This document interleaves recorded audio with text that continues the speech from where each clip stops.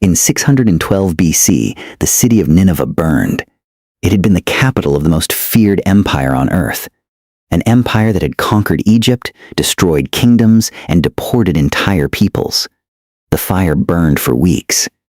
When Alexander the Great marched past the ruins 280 years later, he didn't know what they were. Nineveh had been so completely erased that the ancient world had nearly forgotten it existed.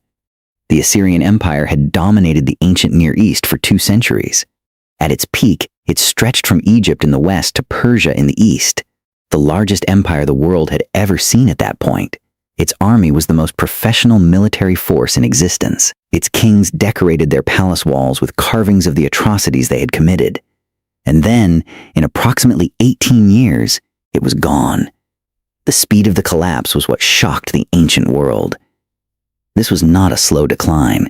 There was no gradual weakening over generations. One moment, the Assyrian army was the terror of every nation from the Nile to the Zagros Mountains. Within 18 years, the capital was ash and the empire did not exist. History does not have many examples of a fall this fast, this complete, and this permanent. To understand the collapse, you have to understand what the Assyrian Empire actually was. It was not merely a state that happened to be militarily powerful. It was a machine deliberately engineered around the application of terror. Assyrian kings kept meticulous records of their cruelty, not because they were careless, but because they were proud. The documentation of atrocity was policy. The point was that your neighbors would read it and surrender without a fight. The palace reliefs of the Assyrian kings are still preserved in museums today. They show in careful detail prisoners being flayed alive and their skins displayed on city walls, rebels being impaled on stakes outside conquered cities, rivers filled with floating bodies. These images were placed at the entrance to palaces precisely so that foreign ambassadors would see them on arrival. The message was explicit. This is what happens to people who resist us. The deportation system was equally systematic. When the Assyrians conquered a territory, they would remove the existing population and replace it with people from somewhere else. Conquered peoples were moved thousands of miles from their homes, stripped of their cultural identity, and resettled among strangers. This is what happened to the Kingdom of Israel in 722 BC. The 10 lost tribes were not lost. They were deliberately scattered by Sargon II. They could not organize a revolt because they no longer existed as a coherent people. The military reforms that made all of this possible came from Tiglath-Pileser III, who seized power in 745 BC. Before him, the Assyrian army was an annual levy, farmers who fought in summer and went home at harvest. Tiglath-Pileser created a professional standing army, paid year-round, with specialized units, chariots, cavalry, siege engineers, infantry. He also created a new administrative system that replaced local governors with Assyrian officials directly loyal to the crown. The result was an army that could campaign in any season, in any terrain, against any enemy. Siege warfare. Historically, the great leveler that allowed cities to resist military powers indefinitely became an Assyrian specialty. They built earthen ramps to breach walls. They used battering rams on wheeled frames. They tunneled under foundations. No city wall in the ancient Near East was reliably safe from the Assyrian army. This was new. This was terrifying. Sennacherib, who reigned from 705 to 681 BC, built Nineveh into one of the greatest cities in the ancient world. He constructed a palace he called the Palace Without Rival. 80 rooms decorated with 3,000 slabs of carved limestone. He built the first aqueduct in history to bring water 18 miles from the mountains to supply the city's gardens and population. And in 689 BC, he destroyed Babylon. An act so shocking that even Assyrian scribes struggled to justify it. Babylon was the most sacred city in Mesopotamia. Even conquerors who hated Babylonians treated its temples with some degree of reverence. Sennacherib didn't. He demolished the city, diverted a canal to flood the site, and declared that he had erased it so completely that not even the gods could find it. His own priests were horrified. His own son murdered him in a temple 12 years later. Even within the Assyrian royal family, the destruction of Babylon was considered to have gone too far. Esarhaddon, Sennacherib's son, immediately rebuilt Babylon as an act of political repair. He also, in 671 BC, conquered Egypt, the first and only time the Assyrians managed it. At this moment, the Neo-Assyrian Empire was at its greatest geographic extent. It controlled more territory than any state in history up to that point, and Esarhaddon immediately began struggling to hold it. Egypt was simply too far from Nineveh to govern effectively. He died on campaign trying to reconquer it. Ashurbanipal, who reigned from 668 to 627 BC, was the last great Assyrian king. He was one of the most contradictory figures in ancient history. He assembled the Library of Nineveh, more than 30,000 clay tablets containing Mesopotamian literature, history, astronomy, medicine, and ritual texts. He was the first king in the ancient Near East known to be personally literate. He was also responsible for some of the most brutal campaigns in Assyrian history, including the systematic destruction of the Elamite civilization. The campaign against Elam is particularly significant. Elam was an ancient civilization in what is now southwestern Iran that had been a rival of Mesopotamian powers for millennia. Ashurbanipal didn't merely conquer Elam, he erased it. He destroyed its cities, scattered its population, killed its king, and salted its sacred groves. The Elamite civilization, which had existed for approximately 3,000 years, effectively ended as a coherent culture during Ashurbanipal's reign. This mattered because it set a precedent and demonstrated what total destruction looked like.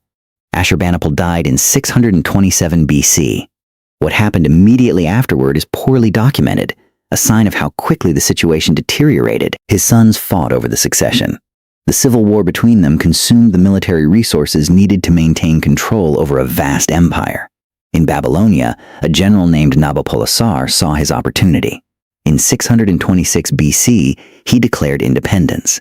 The Assyrians could not suppress him because they were too busy fighting each other. Nabopolassar was the founder of what historians call the Neo-Babylonian Empire. He was not initially in a position to destroy Assyria. For the first decade of his reign, he was simply trying to hold Babylonia. But he understood that he needed allies. To the east, in what is now northern Iran, the Medes under their king Cyaxares were also looking at the weakening Assyrian state. The two powers had a shared interest. They both wanted Assyria destroyed, not merely defeated. In 614 BC, the Medes struck first. They attacked Ashur, the oldest Assyrian city, the religious capital, the city after which the Assyrians named themselves. The sack of Ashur was not merely a military victory. It was a symbolic obliteration. The sacred heart of Assyrian civilization was looted and destroyed. Nabopolassar arrived after the battle was over, and he and Cyaxares concluded a formal alliance on the ruins of Ashur. The partnership that would finish the empire was sealed over the rubble of its holiest city. In 612 BC, the combined Medo-Babylonian army besieged Nineveh.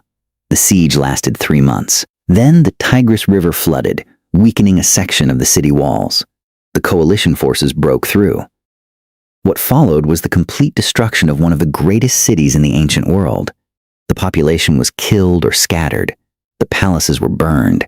The Library of Nineveh, 30,000 tablets, was buried under the rubble where they would remain for 2,000 years. The city was never rebuilt. The prophet Nahum, writing around this time, described the fall of Nineveh in terms that read like celebration. "Woe to the bloody city," he wrote. "The crack of the whip, the clatter of wheels, the galloping horse, the bounding chariot, the horseman charging, the flashing sword, the glittering spear, and a mass of slain, heaps of corpses, dead bodies without end." The ancient world had lived in terror of Assyria for 200 years. When Nineveh fell, nobody mourned it. A remnant Assyrian force under a king named Ashur-uballit retreated west to the city of Haran. There they held out for 3 more years, hoping for help from Egypt, the very Egypt they had once conquered. Egypt did send an army. The army was late and too small. In 609 BC, the last Assyrian forces were defeated at Haran. The Neo-Assyrian Empire, which had dominated the ancient world for 3 centuries, was over. There was no treaty, no negotiated peace. It simply ceased to exist. The question historians have debated ever since is, how? How does the most powerful empire in the world collapse in 18 years? The simple answer, that a stronger enemy destroyed it, is true but incomplete. The Medes and Babylonians had both been subjects of Assyria within living memory. What changed was not that new powers emerged. What changed was that Assyria, for the first time, could not suppress them. The first structural cause was overextension. For 2 centuries, Assyria had been expanding in every direction simultaneously. Each conquest required a garrison. Each garrison required soldiers. Each new territory on the frontier created new enemies who required campaigns to suppress. The Assyrian military was essentially fighting on every border at once, continuously, for generations. The strain on manpower and treasury was cumulative and, by the late 7th century, possibly unsustainable. The second cause was the terror system's fundamental weakness. A state held together entirely by fear has no social capital. The people within the empire. Babylonians, Elamites, Israelites, Egyptians, Arameans had been conquered and humiliated. They did not have even passive loyalty to Assyria. They had hatred and the memory of atrocity. When the opportunity came, they did not merely resist. They helped destroy. The coalition that burned Nineveh was assembled from peoples who had been waiting for exactly this moment. The third cause was the civil war. This is the most immediate explanation for the speed of the collapse. When Ashurbanipal died, the military machine that had kept the empire functioning turned inward. His successors fought each other for resources, men, and territory. The result was that a rebellion in Babylonia, which the empire had suppressed repeatedly before, could not be suppressed. Not because Nabopolassar was militarily superior, but because the Assyrian army was occupied fighting itself. There is a fourth factor that historians have increasingly recognized. The Assyrians had no plan for what happened if they lost. Every other major ancient empire had some form of social, cultural, or religious infrastructure that could survive military defeat. Persia had an administrative culture that allowed conquered peoples to maintain local identity. Rome had legal and civic structures that outlasted armies. Assyria had terror and military dominance. When those failed, there was nothing underneath. The completeness of the destruction was also, in a sense, a consequence of Assyrian policy. The Babylonians and Medes did not burn Nineveh because they were uniquely cruel. They burned it because Assyria had taught the ancient world exactly how complete destruction worked. The palace reliefs showing flayed rulers and leveled cities were educational material. The people who burned Nineveh had learned from the people who built those reliefs. Alexander the Great marched past the ruins of Nineveh in 331 BC, 280 years after its destruction. He did not recognize it. According to ancient sources, he asked what the ruins were and was told it was a city called Mespila, a name that does not appear anywhere in Assyrian records. Nineveh had been so completely erased that within 3 centuries, even educated Greeks could not identify the greatest city that had ever existed in Mesopotamia. The Library of Nineveh survived only because it burned. This is one of the stranger facts in the history of knowledge. The library contained clay tablets. When the palace burned, the heat baked the tablets harder, essentially firing them like pottery. The tablets that were buried in the rubble were preserved, not destroyed, by the fire. When Austin Henry Layard excavated the site in the 1840s, he found more than 30,000 tablets that had been waiting underground for 2,300 years. What the tablets contained was extraordinary. The Epic of Gilgamesh, the oldest surviving work of literature in human history, was on those tablets. The Babylonian flood story that predates Genesis by more than 1,000 years. Astronomical records, medical texts, legal codes. Ashurbanipal, the king responsible for some of the worst atrocities in ancient history, had also assembled the most important archive of human knowledge in the ancient world. The man who erased Elam also saved Gilgamesh. The rediscovery of Nineveh in the 19th century was one of the great shocks in the history of archaeology. When George Smith, a British Museum employee, found and translated a tablet describing a great flood in 1872, he was so overwhelmed that he reportedly ran around the room taking his clothes off. The biblical world suddenly had a parallel account from a civilization that most Europeans had assumed was legendary. The Bible mentioned Nineveh constantly. Scholars had assumed it was metaphor. It was not metaphor. It was a real city that had been buried under a hill in Iraq. The Assyrian records also recontextualized the Hebrew Bible. The deportation of the Israelites by Sargon II in 722 BC is described in both Assyrian royal inscriptions and in the Bible. Sennacherib's siege of Jerusalem in 701 BC is recorded in Assyrian documents, in the Bible, and in the account of the Greek historian Herodotus. 3 independent sources for the same event. Suddenly, events described in Scripture had corroboration from the enemy's own records. The history of the ancient Near East changed permanently. The Assyrian Empire did not die completely in the sense that people died. The Assyrian people survived. Communities of Assyrians continued to exist throughout Mesopotamia and beyond. But the empire, the political, military, and administrative structure that had organized the ancient world for 2 centuries, was completely and irreversibly gone. Unlike Rome, which fell in stages and whose culture permeated medieval Europe, the Neo-Assyrian Empire simply stopped. The successor states did not consider themselves Assyrian in any meaningful sense. The Neo-Babylonian Empire that replaced Assyria lasted only 87 years before Cyrus the Great of Persia conquered it in 539 BC. The Persian Empire that followed was in many ways the opposite of Assyria. Tolerant, multicultural, allowing conquered peoples to maintain their religions and customs. Cyrus explicitly presented himself as a liberator, not a conqueror. The Persian model was at least partly a reaction to the Assyrian one.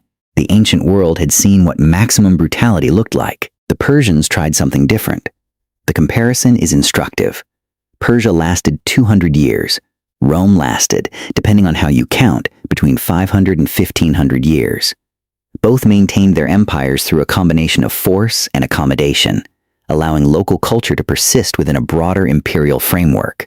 Assyria accommodated nothing. Every territory was either pacified by terror or destroyed. The empire lasted approximately 3 centuries, which is not a short span, but it ended with a totality that neither Rome nor Persia experienced.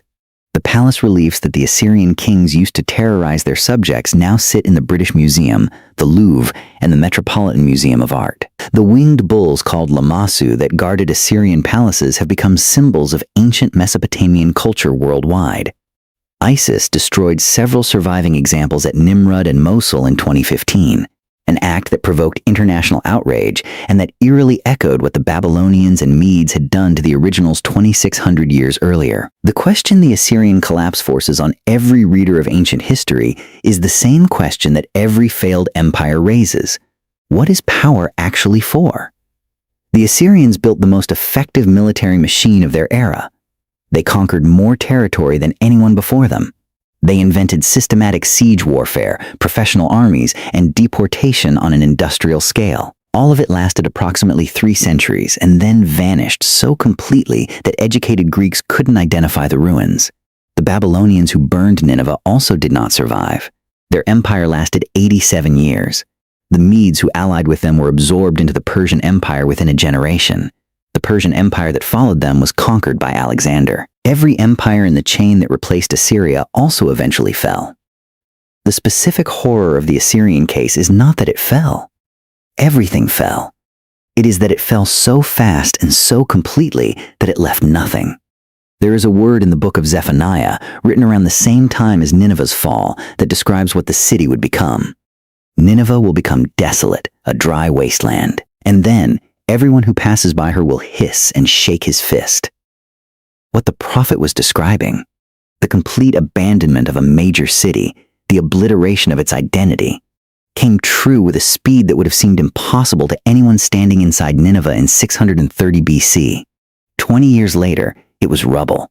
3 centuries later, it was forgotten. In 612 BC, a city that had taken centuries to build burned in weeks. The empire it anchored, which had terrorized the known world for 200 years, ceased to exist within a decade. The people who had lived in fear of Assyria for generations watched it fall and could not quite believe what they were seeing. The prophet Nahum put it most directly: "There is no healing of your wound. Your injury is fatal. All who hear the news about you will clap their hands over you. For who has not felt your endless cruelty?" The most feared empire in the ancient world was gone, and almost nobody mourned it.